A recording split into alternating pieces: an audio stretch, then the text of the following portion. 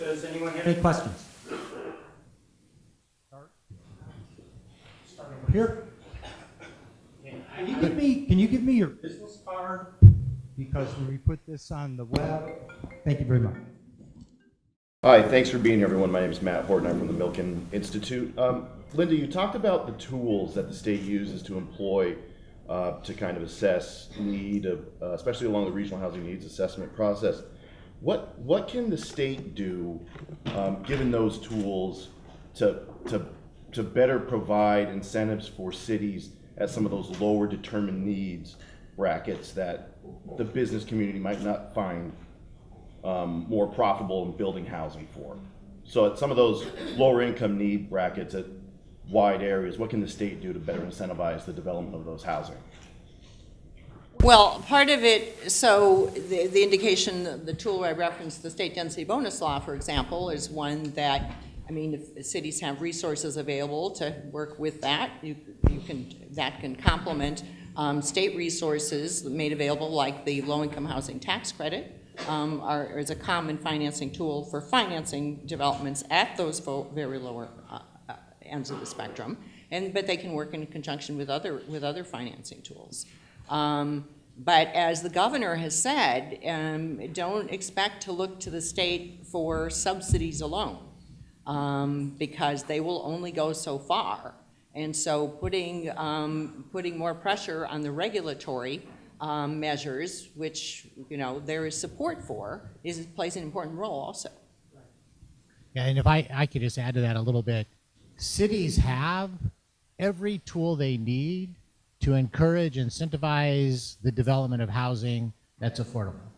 And so the state can meet and help with those special needs populations in certain target areas, but cities have all the power. Yep. And so one of the things we've been talking about at SCAG is creating a coalition of the willing. Mm-hmm. Who are the cities that are willing to be creative and thoughtful and engaged in the process for the production of housing? And one thing we have in Southern California, and bad on us for not using it, this is the most creative place on the planet, period. We're in the middle of one of the most creative cities on the planet right here, and yet we don't use our creativity to solve this problem? Give me a break. Next question. Thank you so much. My name is Barbara Brody. I'm with the Westside Neighborhood Council, and I wanted to share with you some comments that I hear that stand in the way of moving forward on affordable housing, on increasing housing supply. They're very serious and heartfelt by a lot of our constituents. Some of them have to do with the general problem with the cynicism about government and the ability of government to create and track affordable housing, to produce. They voted overwhelmingly to provide the funds, but there's a tremendous fear that the cost of affordable housing is too great, that it won't be given to those who truly need it, it won't be tracked over time, and that in essence it's a gift to developers and construction unions. Yeah. So there's a lot of cynicism and a lot of need to prove the credibility of these programs and a reflection on people's faith in what they've seen in the past. We know we're very concerned about the impact of short-term rentals. You talked about the new disruptive economy. LA City is considering an ordinance to legalize short-term rentals for 180 days per year. We're saying you're wanting to raise money, you want to solve the homeless crisis, and yet you're considering a major initiative that could potentially reduce the number of units on the market and thus raise the cost of housing. So we're seeing a lot of good rhetoric, but bad practice. What's my question? My question is how to answer and address some of these concerns that people are raising in the community so that we can build more consensus. They saw that initially SB 1818 led to the destruction of affordable units in our community rather than the construction of more units. So it's those kinds of issues. I can say that in the construction of units financed by the state, In fact, I just turned over this week to researchers a database of projects. The projects that the state has financed are most definitely monitored. We have an asset management unit. And in the case of rental units, they're actually regulated for 55 years. We publish for the bond financed units, we publish bond accountability reports on our website. We publish annual reports to the legislature. So for any state-financed units, there is most definitely accountability and long-term monitoring of that stock. Yeah, and I could just add to that. We have about 10,000 units. We're a nonprofit developer. We are, maybe a hospital, but I don't think so, is more highly regulated than we are. We probably average 6 audits per apartment complex per year from different agencies and organizations. So when it comes to the oversight of those units that are funded by various programs, there's massive oversight. And so I would just add to that. I'm listening to the lady. Then your comments go into my ain't it awful thing, okay? But hear me clearly. One of the things, again, back to my voters, you want people to vote on things and be cognizant about things. We're doing a terrible job in educating the people who we need to help us. Government does this on and on. I worked with the federal government for years, ran a nonprofit for 28 years. And, the government says, well, my God, we spent $4 billion last year on materials and so on and so on. Nobody's reading it. Nobody reads that stuff. We have got to find a better way to communicate with those people who we want to think like we think. You have to convince people, share with them so that they come around to think like you think. All they hear are the awful stories. They hear the awful story that, oh, these developers did this, or this group, they did that. That's one off story, maybe 2 off story. But it is not the reality. But those are the things that stick because they make good news stories. The things that Steve is doing and some of the things that SCAG is doing, and I know they spend a lot of money on PR, okay? Nobody's listening. Nobody's listening to the way in which we communicate today. Talk about our millennials. Obviously, they're communicating with each other, but they're not communicating the way we communicate. And so, again, we need them. They have to be knowledgeable enough to where they can vote. I heard in the election somebody say, oh, anybody under 21 should be able to vote because they're too stupid to know how to vote, right?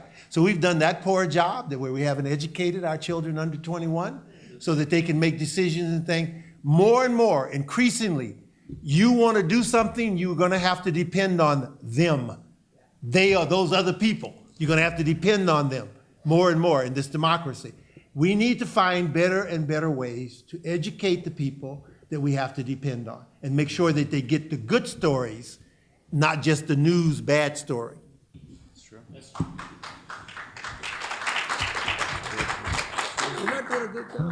Richard Alacon, recovering elected official. And I know a little bit about housing. I chaired the Senate Housing Committee for several years. Introduced a measure that created 70,000 units of affordable housing for first-time home buyers in the state of California out of the general fund, $700 million, first time ever general fund monies were used that way. I know a little bit about housing, but we just had an election. And, all the strategies that have heretofore been put in place are interesting.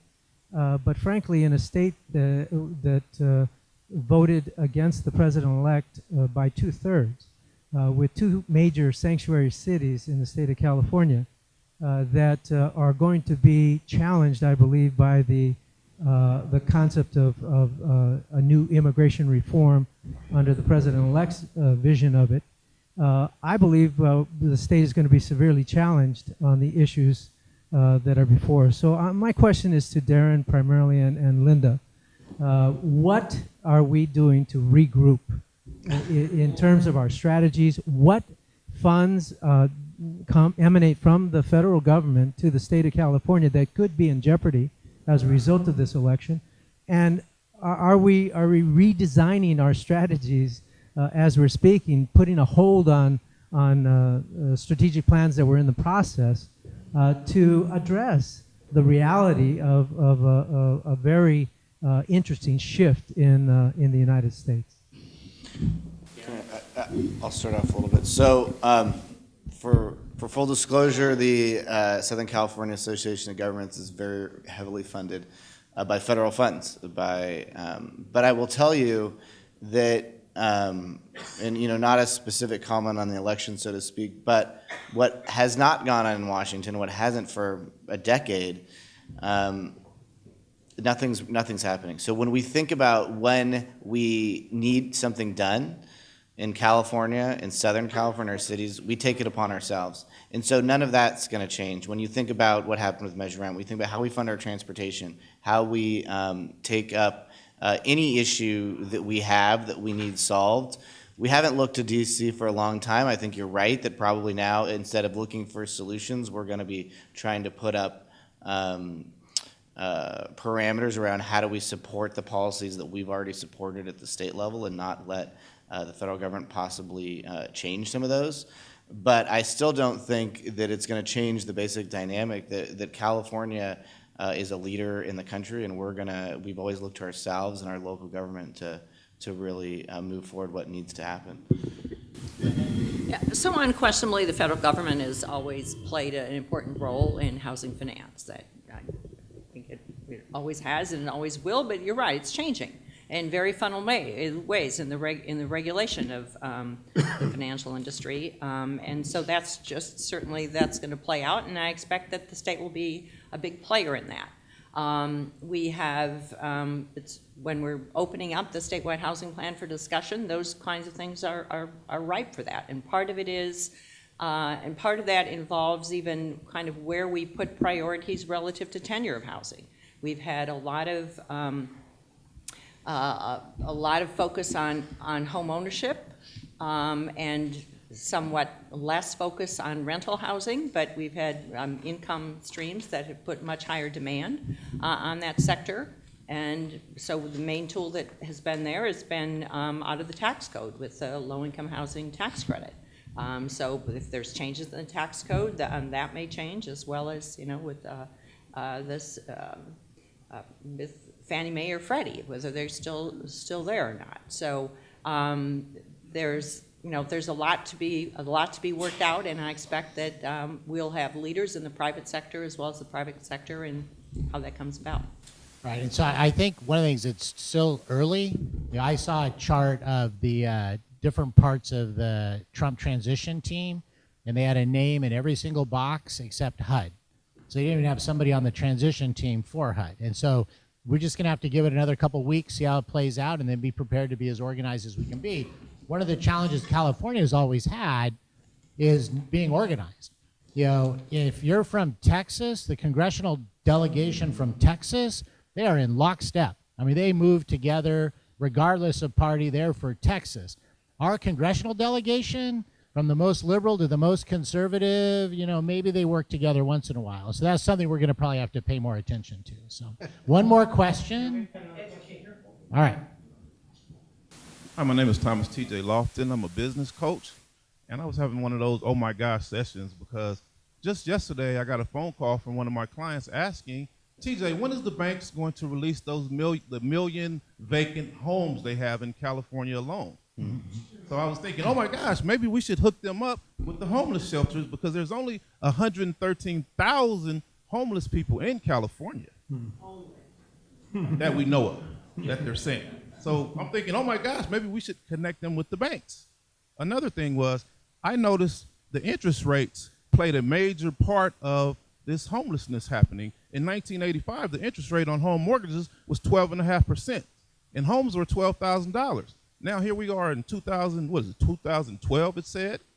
Interest rates are 2.5%, and homes are at an all-time high. People brag about historically low interest rates, but we're not talking about the historically high home prices. When the home prices went up, the mortgage prices went up. When the mortgages went up, the leases went up. The rental property went up, and that's when the homelessness increased and went through the roof because of the interest rate. When the interest rates went down, then came the people being able to pull thousands of dollars out of their homes. They went to the car dealers and started paying cash. Car dealers immediately raised their prices, making it unaffordable to buy cars, which made the mechanic shops raise their prices. And it's just a chain reaction. So my question to you guys is, are we addressing any of this stuff with the interest rate playing a pivotal part of this? Let me answer that one. All right. So here's business. the great question. But here's the dynamic. Number one, I do not believe there are any longer 1 million vacant homes owned by the banks. Yeah. And so that was a period of time. They've worked their way through the system at this point, and foreclosures are just starting to tick up again. There is a correlation between home prices and low interest rates, but it's not a dramatic correlation. And interest rates are planning on spiking. They're not spiking, starting to gradually go up again. Whether or not we hit, an inflationary period remains to be seen. There's trillions of dollars sitting on bank balance sheet right now that at some point they're going to have to figure out how to deploy because they're not making any money on it right now. And so that's what will start triggering. As that money kind of comes into the marketplace, you're going to see inflation rise, which will also have an upward pressure on home prices. The number one factor in the cost of housing in California is the lack of supply. Period. End of day. Dramatically, 98% of the effect of the cost of housing is the lack of supply. Supply and demand are the two primary drivers. And in California, we've constrained supply. How many of you like the value of your home today? Come on. How many of you would like to see the value of your home come down 20%, 30%? Well, that's the motive. I'm not saying all, but some of the people that are opposed to new housing like the current value of their house. And so that's really the big distortion in the market is when people know they can stop somebody else and protect themselves and protect their own value, that can often be a motive along those lines. And so, we absolutely, there are some parts of the system that we need to think about. When you look at how we pay for certain infrastructure, what Webster says is absolutely right. We got to know how to pay for critical infrastructure. The question is how much of that should be on the back of new homes? And what is that connection? And is that really the healthiest connection? So in some cities, it's $100, $110, $120, $130,000 in fees for a new house. You have to build a $600,000 house to make any profit if you're paying that much in fees. Now, we need the fees because we need the parks, we need the schools, et cetera, but is that really the best nexus to put the fees on new houses? Are there other fiscal policies that would have a more equitable structure that would allow us to reduce the price of housing, depending on allowing developers to build a lower cost house and still make a profit? And so, but with that, I'd like each of the panelists to make a last 1 minute comment, and your goal is this is your army. All right, these are your troops. So you want to give them a message, a tool, something to take into the war with them. And we're going to start with Linda. I'm going to say, go to your local housing element, find out what the programs are and what's happening, what part of that you can be involved with. How many of you have read your local community's housing element? We got 3, 4, 5 geeks in the crowd. The housing element is probably the least read document in your city. But if you care about housing, go pull it down, see what it says, and then go ask your electeds, why aren't you doing this? It's in your element. Yeah. Webster. Ditto. And I will say again, this whole issue of being informed, we ourselves, we're sitting in here, 100 of us this morning, you came out for this event and things like that, but there are things, housing element is number one, the plan for your community. Look at it, and then you can look at it in a broader sense, like SCAG does. Look at it for how it affects, but unless we start here, start with you. The other thing is that, so here we are, we're talking about one of the Ain't It Awfuls, a huge Ain't It Awful right now. You hear about it in the news almost every day. There's only 100 of us here.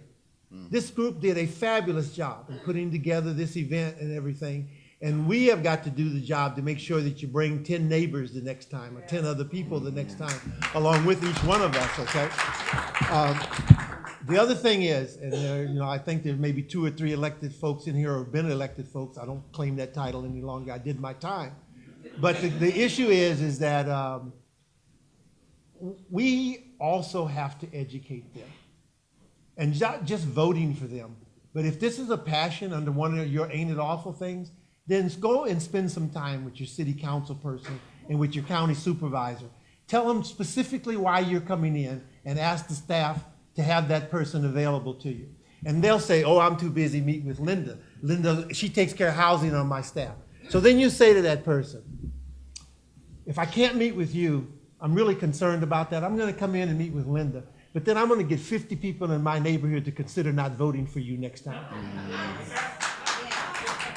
That person will come and meet with you. Okay? Because he will recognize that you understand how the process is played out and that it's important. And then you can make that issue important to them. But we should have, for this educational purpose, we should have more people who are calling the shots, our representatives involved in this issue. We've got to get them involved, and you guys have to educate them. All of us, we have to educate them. Thank you. Well, I'm gonna triple down on that. I think we started the conversation today by everyone admitting that we had a problem and we had to do something about it. And then we immediately started talking about numbers and data and 1.5 million new jobs and what.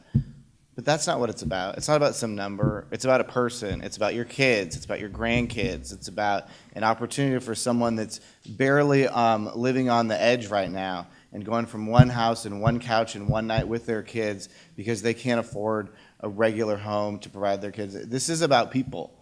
This is about humanity. This is about a basic need, as Steve started us out, of shelter over somebody's head. And if that passion that you all have in this room, because that's why you're here today, you can't share that with somebody else, that's what you need to focus on. You know, how do you translate this issue into a real life problem that people can feel, and that's where it starts. So thank you very much. And so I'm going to give you a couple of points just to kind of maybe reinforce what was said.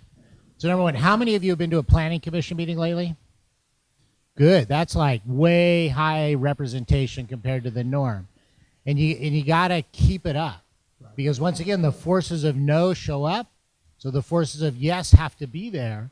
And so take that, and I'll close with a George Bernard Shaw quote. Reasonable people adapt themselves to their environment because it's the reasonable thing to do. Unreasonable people attempt to adapt their environment to themselves. Therefore, all progress comes from unreasonable people. My request to you is go out and be as unreasonable as you can be. Give our panel a round of applause.